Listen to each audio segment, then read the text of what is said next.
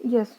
So I was telling you कि there were various things come under the third trimester कि mothers को अब she is in the last stage of the this pregnancy now. Her unborn baby will come in this life and how she will manage with this all things. वो बहुत सारी चीज़ें उसके दिमाग में रहती है कि अब मेरी लाइफ तो अभी फिर भी in pregnancy she get more attention of family member, क्योंकि वो प्रेग्नेंट है तो सब उसका ध्यान रखते हैं तो उसको बहुत अच्छा लगता है. But in the when she will come in the delivery stage, तो she will be the responsible for one child. तो वो उसको ऐसा लगने लगता है कि मुझे कुछ पता ही नहीं है कैसे केयर करते हैं एक बेबी का, कैसे उसको फीड कराना, कैसे उसका टेक केयर करना है. वो रोएगा तो मैं चुप करा पाऊंगी कि नहीं, मैं उसको कैसे मालिश कराऊंगी, नहलाऊंगी. दीज आर द थिंग्स यार, it happen in the third trimester. एक जो मदर होती है उसको यही टेंशन होता है कि how she will take care of her baby. तो ये this because of lack of knowledge and preparation उसको नहीं, कोई तैयार नहीं करता है ना. तो हाँ है फैमिली मेम्बर्स, आप किसी की कोई कोई सिंगल फैमिली है, न्यूक्लियर है, तो उनको कौन टीच करेगा. तो टेलीफोनिकली एक मदर भी, एक उसकी माँ भी कितना टीच कर पाएगी. तो उसको इतना जब तक प्रैक्टिकली नहीं करें तो भी उतना कोई कितना भी ज्ञान दे दे नहीं हो पाता है. तो this type of feelings will come in the mother और ए प्रेग्नेंट वुमेन कि मैं how I manage, how I do everything as I have no knowledge, ऐसा ऐसा करके उसको बहुत प्रॉब्लम्स फेस करती है. Next is establishing a relationship with the fetus. Now, in this time, what will happen? Mother will feel more movement of the her child. जैसे in my time I was in college, मैं तो college जाती थी. I felt my baby movement in college also. जब मैं class में या फिर जब मैं ऑफिस में बैठे रहती हूँ थी, तो आई फेल द मूवमेंट. मैं इवन कई टीचर्स को दिखाया भी था कि see the movement externally, the babies leg fit मार रहा है और हैंड्स मूव कर रहा है. वो बाहर से ही आपको एब्डोमेन से ही दिख जाता था. तो दिस इज, तो मदर इस टाइम पे क्या फील करती है कि नाउ माई बेबी इज, मतलब हम बेबी को फील कर पा रहे हैं तो बेबी भी हमको फील कर रहा है, बेबी भी मेरी आवाज़ सुन पाएगी. इस टाइप ऑफ कनेक्शन बनने लग शुरू हो जाते हैं, क्योंकि जब बेबी का मूवमेंट ज़्यादा बढ़ने लगता है तो मदर बहुत, शी फील लाइक, मतलब this is a very true feeling, very very much, मतलब ओवरवेलम फीलिंग होती है कि बहुत मदर खुश हो जाती है इस टाइम पे कि मेरी माई बेबी, मतलब she feel much more love और कनेक्शन विथ हर चाइल्ड. तो उसको उस टाइम पे ये फील होता है. तो now she started the establishing the relationship with her baby कि अब मेरा बेबी मेरी बात सुन सकता है, शी रिस्पॉन्ड, ही रिस्पॉन्ड. तो उसको इस टाइप का रिलेशनशिप अडॉप्ट करने लगती है एज जैसे जैसे और एडवांस होने लगता है pregnancy. Next is dreams, fantasies during pregnancy. Definitely mother like body sex कि बेबी मेरा कैसा होगा, और बॉय होगा गर्ल होगा. तो इस टाइप के उसको experience strange dreams about child birth, new born baby and life as a new mother, baby sex and nightmares. क्या मैं रात को सो पाऊँगी, क्या मेरा बेबी मुझे सोने देगा, मेरी लाइफ कैसी होगी बेबी के आने के बाद, और क्या मैं बाहर कहीं घूमने जा पाऊँगी, मैं अपने बेबी को कैसे रखूँगी. मतलब दिस टाइप ऑफ बहुत सारी चीज़ें दिमाग में दिन में उसके चलते रहते. दिस इज कॉल्ड फैंटेसी ना. तो बहुत सारे इसको सपने भी आने लगते हैं. Fantasies during pregnancy allow a women to have dress rehearsal for a labour and delivery and mothering. अब कई बार वुमेन अपने क्या पहनूंगी मैं ड्रेसेस को भी लेके वो रिहर्सल्स उसके चलते रहते हैं. और डिलीवरी और लेबर प्रोसेस में कैसे कर पाऊंगी, लेबर्स की वीडियो देखती है और इमेजिन अपने फैंटेसीज चलते रहता है उसकी कि मैं अब कैसे फेस करूँगी. तो इस टाइप के फैंटेसीज, रियलिस्टिक फैंटेसी चलते रहते हैं. और कई बार this fantasies also create a problem for a women. So it happens in the third trimester. Now the cultural aspects in pregnancy. Definitely, we Indian are very much believe on our culture, or we are surrounded. We are surrounded with our culture. So culturally, cultural aspects may we'll see first the diet. Culture encourages the pregnant woman to maintain a diet जो generally consider क्या होता है in our culture, not as an Indian I'm telling you, as a Hindu I'm telling you, in Hindu culture, some women, क्योंकि I was experience, I was the witness that I am telling you, कि क्या बोलते हैं कि आपको ये diet नहीं लेना है, आपको वो डाइट नहीं लेना है during the pregnancy, it will happen, it will create problem too, yes I know scientifically some of food जो होती हैं वो like papaya is over roughaged food that may cause the abortion of the baby, because we know the scientific reason of this papaya. Papaya जो होता है वो fruit, ऐसा fruit है जो पेट में जितने भी is very much roughage diet, तो रफेज डाइट का क्या फंक्शन होता है, ये इजीली फटाफट डाइजेस्ट करके बहुत इजीली, अगर आप एक्सेस पपाया खा लोगे तो आपको लूज मोशन हो जाते हैं, तो ये पूरा क्लीन कर देता है, तो इट इज़ मतलब it is a helping for the cleanliness of the abdomen. तो ये कहीं ना कहीं there is a chances, there is a risk factor of having abortion, having the roughage diet is a risk factor of abortion. It is evidenced, it is scientific reason. But in Indian tradition what happened कि कई food और भी ऐसे होते हैं जो there is no evidence, there is no tradition, फिर भी उस फूड को अवॉइड करने के लिए बोला जाता है कि नहीं हमारे कल्चर में ये नहीं खाते हैं, तो ये don't eat this food. For example see, for example eating chicken crabs, egg drank, rabbits, ये तो खैर हम, मतलब मैं नहीं खाती थी, तो इस टाइप के सम फ्रूट्स, मतलब ब्लैमिश्ड फ्रूट्स लाइक वही पपाया और अमरूद, और मतलब this type of fruits are harmful for the baby appearance. और सम कल्चर्स ये भी हैं कि यू हैव नारियल वाटर, तो कोकोनट वाटर से आपको, आपको baby will be very fair, तो no, this is like a myth.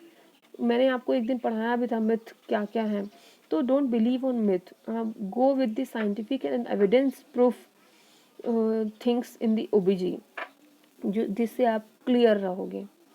And then next is so cold goods such as milk and milk products, sour foods and vegetables are encouraged.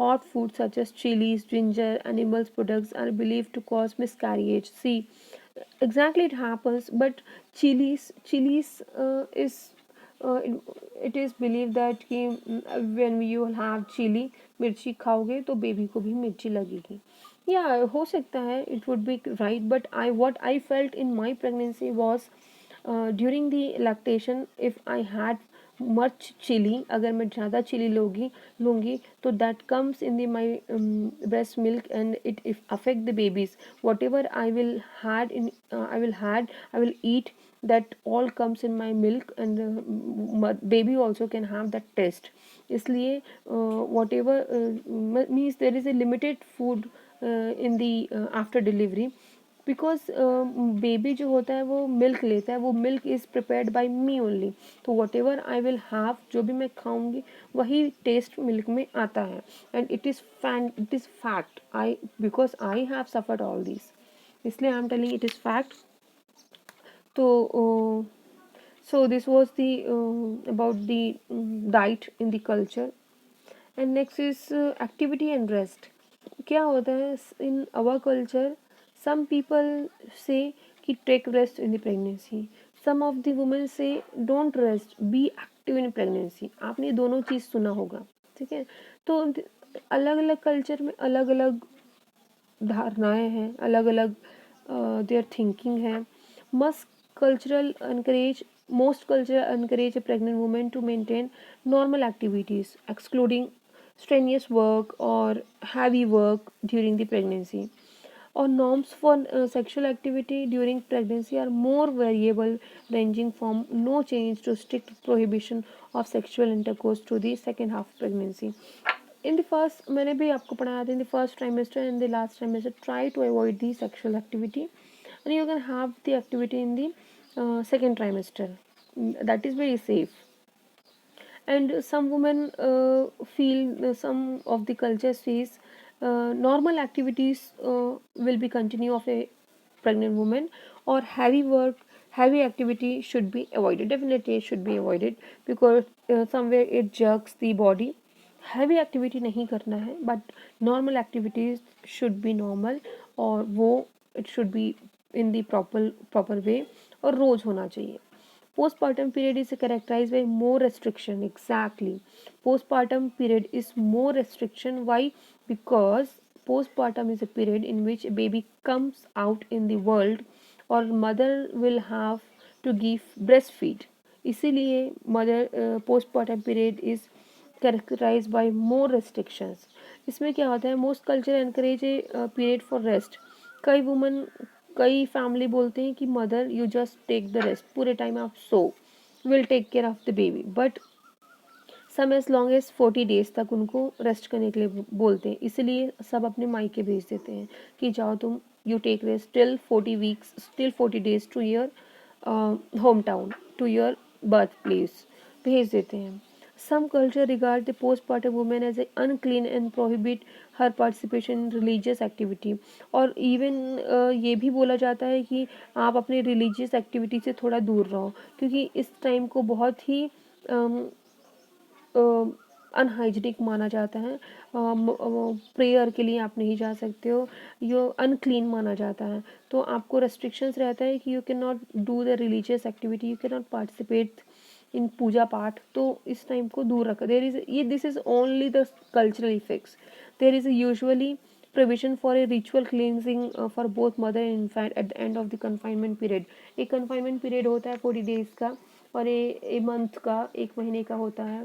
तो वो confinement period जब over हो जाता है, तब clean हो जाती है एक woman of lochia, I can say.